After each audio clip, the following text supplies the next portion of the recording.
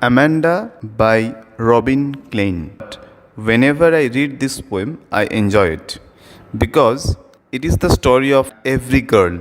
It is the poem of a girl's aspirations, desires, and a conflict between those aspirations and desires and the instructions of her parents and guardians. The girl wants to be free, wants to be happy, but the parents or the elders make sure that she studies well, behaves nicely, grows into a gentle kid. Now, what does the girl think? What is there in her mind? That is what the poem explains. And I think all of you a bit of Amanda because I've been teaching for some time and I'm yet to come across parents who are very permissive with their daughters, especially daughters. They're protective, they're careful, and they make sure that their daughter or daughters study hard, come first in the class, top the department, get the best job, and get the best boy. But they never want to understand even their girls might have their own lives, might have their own intentions, might have their own hopes, ambitions. And the poet has structured the poem brilliantly.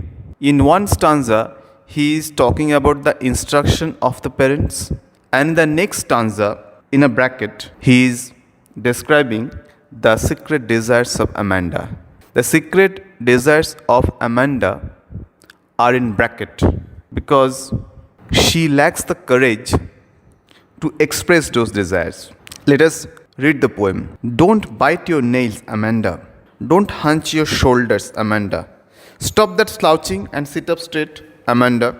Now, these are very common instructions, and almost all of us have listened to these instructions. In fact, we have grown up with these instructions. Not biting your nails, not hunching the shoulders, stop that slouching and sitting straight.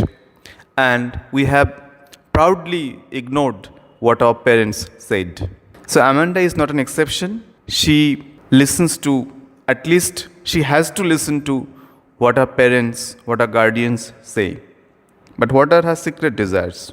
Next stanza. There is a languid. Languid is very calm, placid. Emerald sea. I don't know what is emerald sea because I know that emerald is a very expensive stone. Maybe the color of the emerald.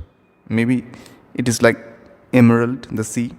Where the sole inhabitant is me, a mermaid drifting blissfully. So she wants to be a mermaid in an emerald sea, and she doesn't want anyone to disturb her peace. You can say that it is fantasy, it is wish fulfillment, but after all, that's what she wants to be. She doesn't want to be disturbed all the time by her parents. To the third stanza. Did you finish your homework, Amanda? Did you tidy your room, Amanda? I thought I told you to clean your shoes, Amanda. So you have to finish your homework on time, those dreadful projects which you blissfully copy from AI, and you have to clean up your room. You cannot throw your socks here, your undergarments there, your caps there, your clips there. Your pen drives should not be under the cot. Your shoes have to be cleaned. Basically, you have to be disciplined. And what does Amanda want to be? I am an orphan roaming the street. I pattern soft dust with my hushed bare feet. The silence is golden, the freedom is sweet. I am an orphan. I am not saying that Amanda wants her parents to die. She wants the freedom of an orphan which would allow her to roam the street as if no one is looking. She refuses to wear shoes. She wants to feel the ground. And the silence would be golden and the freedom is sweet. Whenever I read these lines, I cannot help thinking about Ruskin Bond. Ruskin Bond's first novel was The Room on the Roof. There, the boy Rusty, the main character, he actually leaves his house, leaves his guardian because he wants some privacy. He abandons the comfort of his house and embraces the hardships, the uncertainty of life because he wants to explore life. He wants the independence. He wants the privacy. He doesn't want to be obedient to the guardian all the time. Now, fourth stanza, another set of instructions. Don't eat that chocolate, Amanda. Remember your acne. Acne is, that you have developed in skin. Will you please look at me when I'm speaking to you, Amanda? Now, who doesn't know that chocolates are bad for health? But can you resist them? And acne is I think every teenager, especially girls, they go through this problem. But they can't help having chocolates. And girls also have this serious problem of distractions. I mean, you are speaking to someone and someone is looking at the window. It feels bad, but girls do that. So, and the girl says in bracket, I am Rapunzel. Rapunzel is a fairy tale heroine who was kidnapped in a castle, and she used to let her hair loose, and there was a prince who climbed by that hair and rescued her. So she wants to be a fairy tale heroine. I have not a care. Life in a tower is tranquil and rare. I will certainly never let down my bright hair. She says, I want to be as distant and Rapunzel. I don't want anyone to disturb me.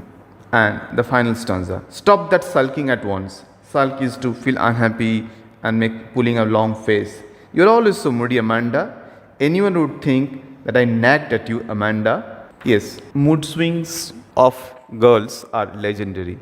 Everyone knows that. So, the guardian is saying, why are you so moody? Why do you have so many mood swings? But the last line is brilliant. Anyone would think that I nagged at you. But the irony of the line is that it is the guardians who nag at their children. They always pressurize the kids to behave properly, be nice, come out with good marks, excel in everything they do. So, this poem is a beautiful blending of the expectations and the reality of children-parents relationship, you might say, or younger-old relationship, you might say, because the parents or the seniors, they think that this is right, you must do this, certainly do this, but the heart has reasons, which reasons cannot fathom, as they say.